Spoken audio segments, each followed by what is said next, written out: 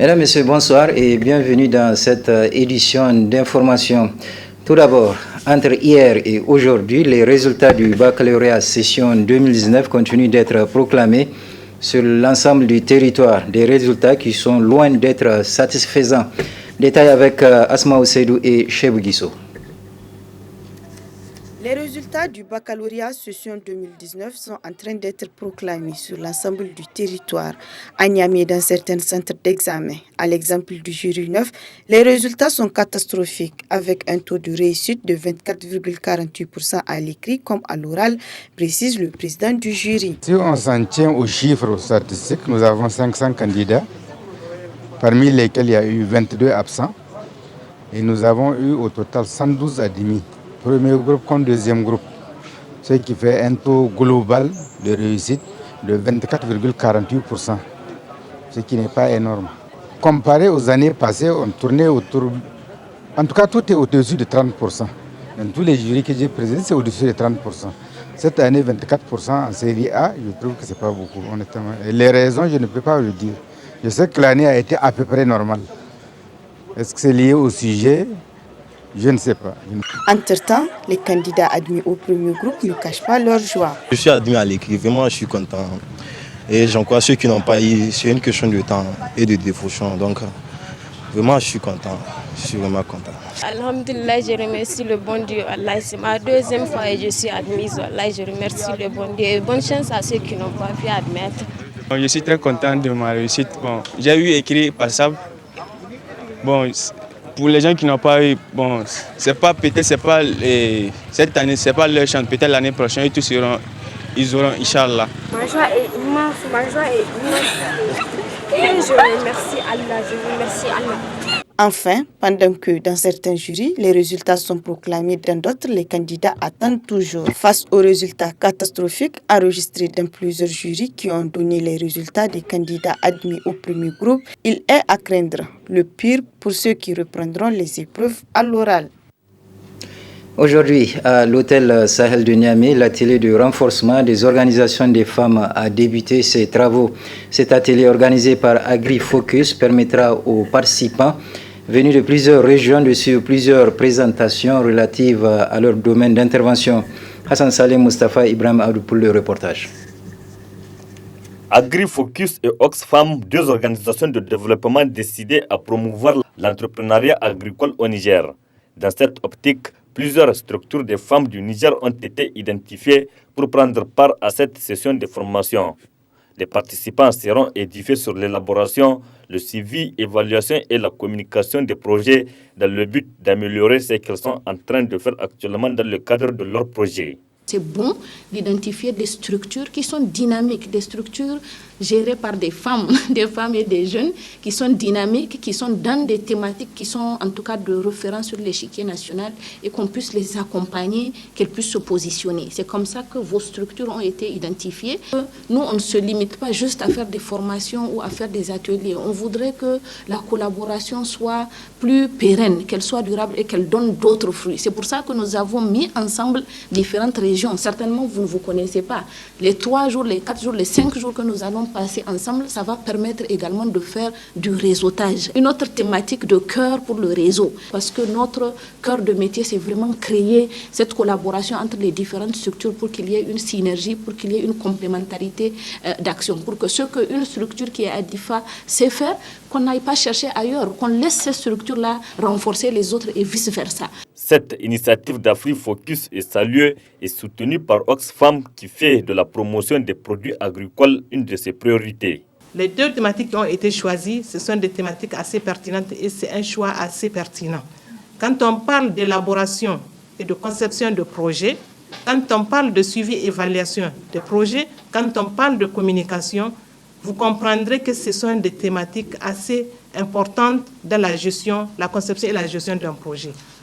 On ne peut pas concevoir un projet sans pour autant penser à bien le mettre en œuvre.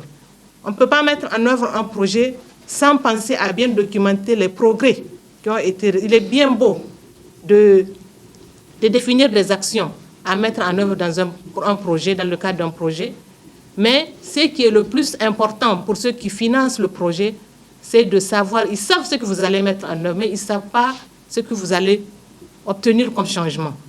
Donc, il est bien beau de planifier, mais il est beaucoup plus important d'être à mesure de documenter et de dire ce qu'on a accompli comme changement dans la vie des jeunes et des femmes. Donc, c'est là l'objectif qui est visé. Cet atelier de renforcement des capacités des organisations féminines du Niger regroupe les femmes de 3 régions, à savoir Tawa, Zender et Difa. Ces participants vont durant 4 jours échanger et surtout partager leur expérience dans le domaine de l'entrepreneuriat agricole au Niger.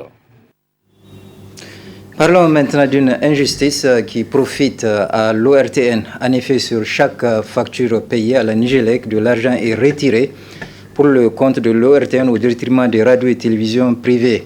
Cette situation doit-elle continuer? Élément de réponse dans le reportage qui va suivre. À la faveur du multipartisme instauré dans notre pays à partir de la conférence nationale de 1991, l'espace médiatique connaîtra une véritable transformation, particulièrement dans le secteur de l'audiovisuel. Le monopole qu'exerçait l'ORTN ne sera plus de mise.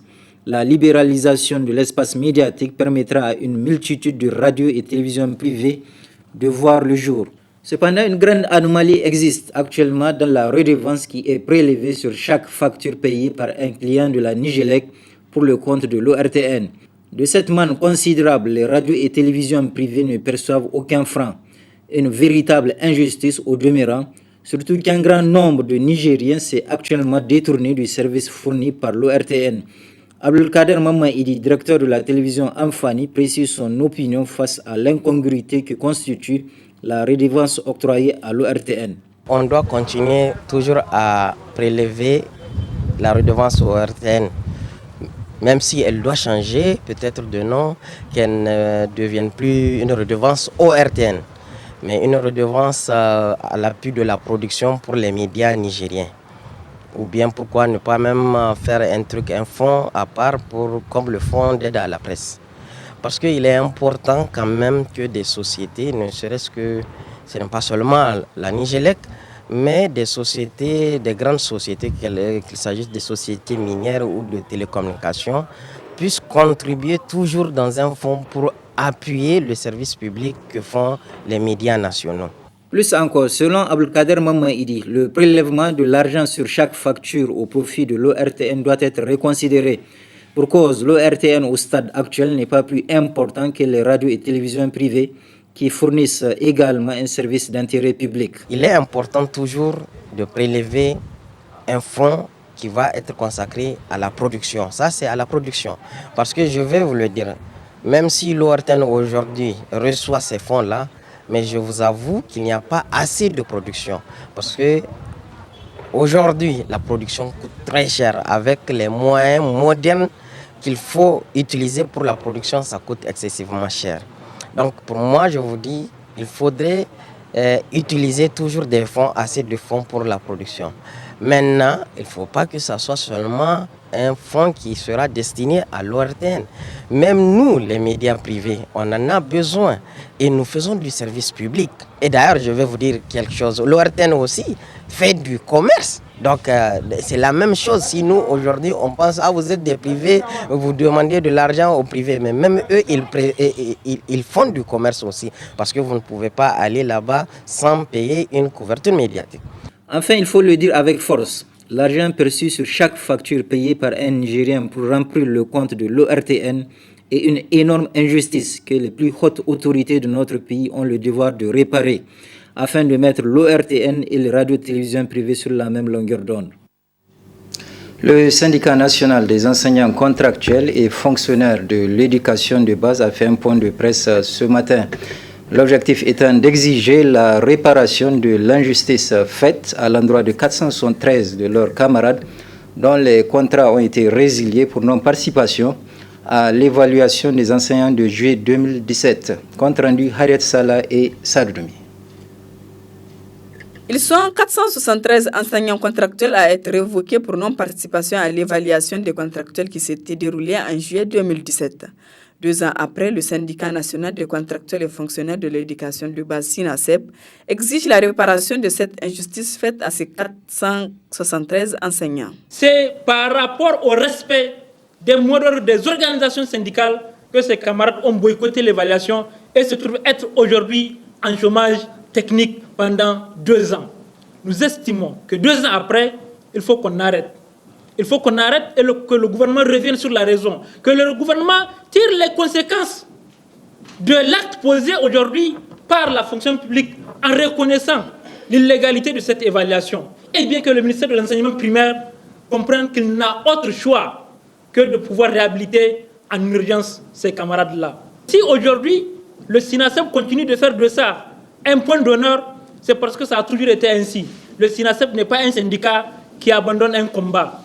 Le chemin peut être long, le chemin peut être rude, mais dans tous les cas, nous allons continuer la bataille. Et Inch'Allah, nous estimons que nous allons gagner cette bataille-là.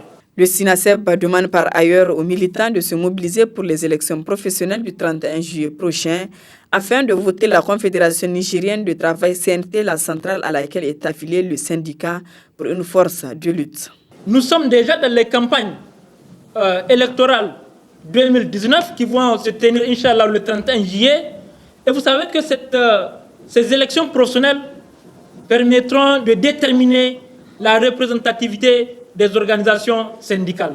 Eh bien, pour que nous puissions gagner déjà le combat que nous avons commencé, pour que nous puissions rétablir la dignité de l'enseignant au Niger, nous allons continuer à demander à l'ensemble de nos militants, à Niamey comme à l'intérieur du pays, de se mobiliser, d'aller chercher leur carte d'électeur et de sortir massivement le 31 prochain pour voter la CNT, notre centrale d'affiliation. Et c'est ça qui nous permettra de revenir en force pour acquérir des nouvelles acquis pour les enseignants du Niger de manière générale. Au syndicat national des contractuels et fonctionnaires de l'éducation de base à SINASEP, la lutte continue jusqu'à la réhabilitation de ces 473 enseignants contractuels révoqués. En prélude au forum des gouverneurs du bassin du lac Tchad qui se déroulera du 17 au 18 juillet à l'hôtel Radisson Blu de Niamey, un point de presse a été animé aujourd'hui. Compte rendu Ismaël Moumouni et Khalid Bourema.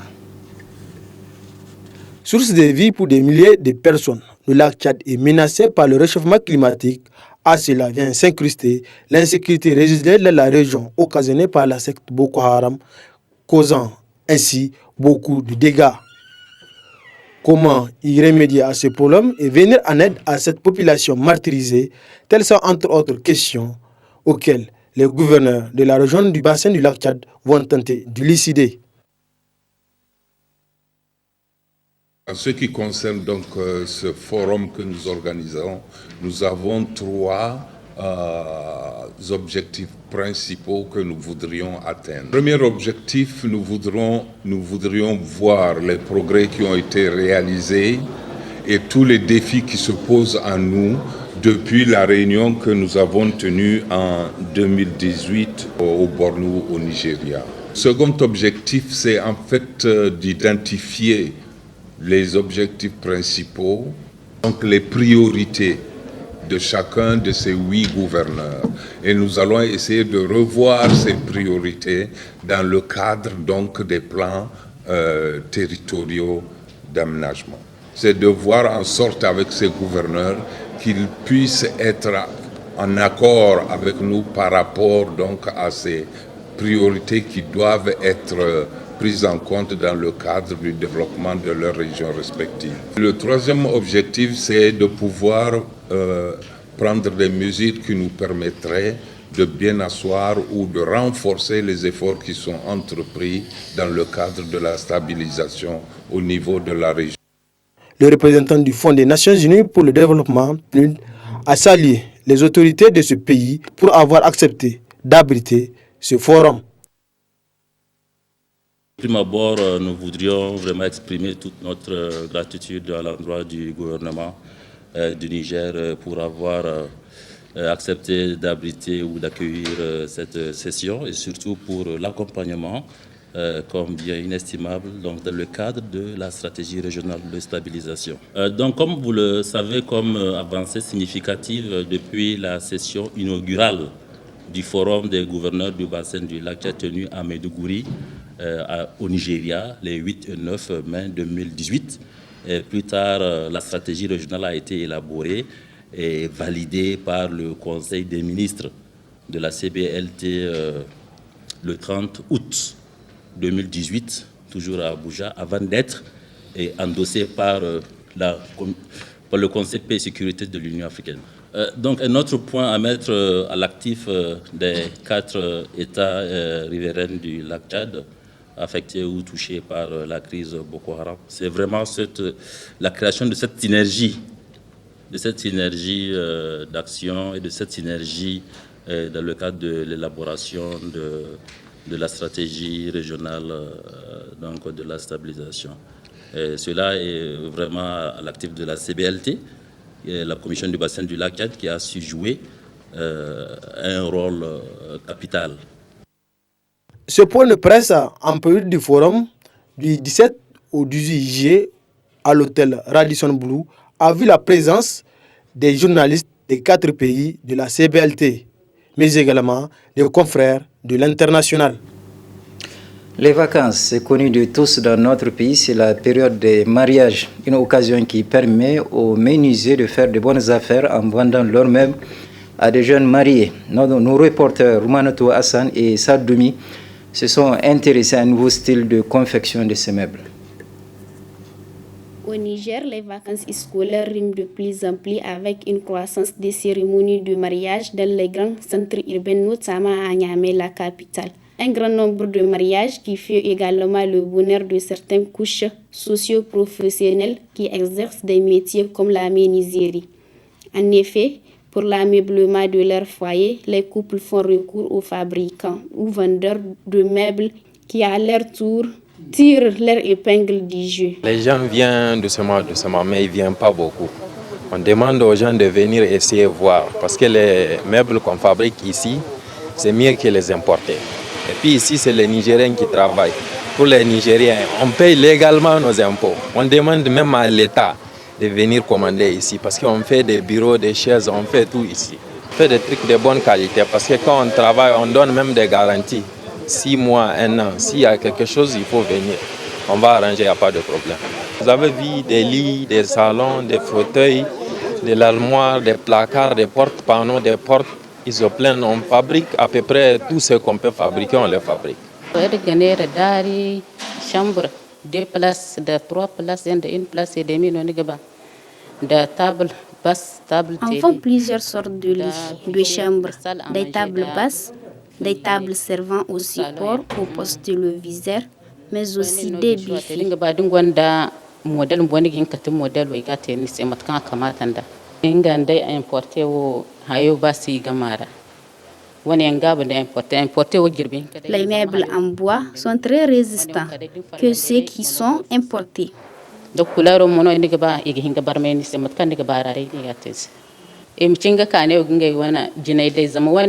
n'a pas de problème à ce qui concerne la clientèle. Le grand nombre de mariages est ainsi une aubaine pour ces spécialistes de l'ameublement. Mais cela ne se fait sans difficulté avec la clientèle dont ils demandent l'indulgence. À l'endroit des clients, d'être un peu plus patient. Et puis quand tu fais tes commandes, il faut aussi respecter votre rendez-vous. Au vu de la qualité des meubles localement fabriqués, les citadins de la capitale ont également tendance à abandonner l'importation des meubles.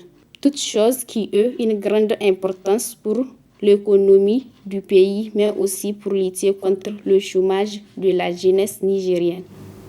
Ce journal est à présent terminé. Merci de l'avoir suivi et je vous souhaite de passer une excellente soirée.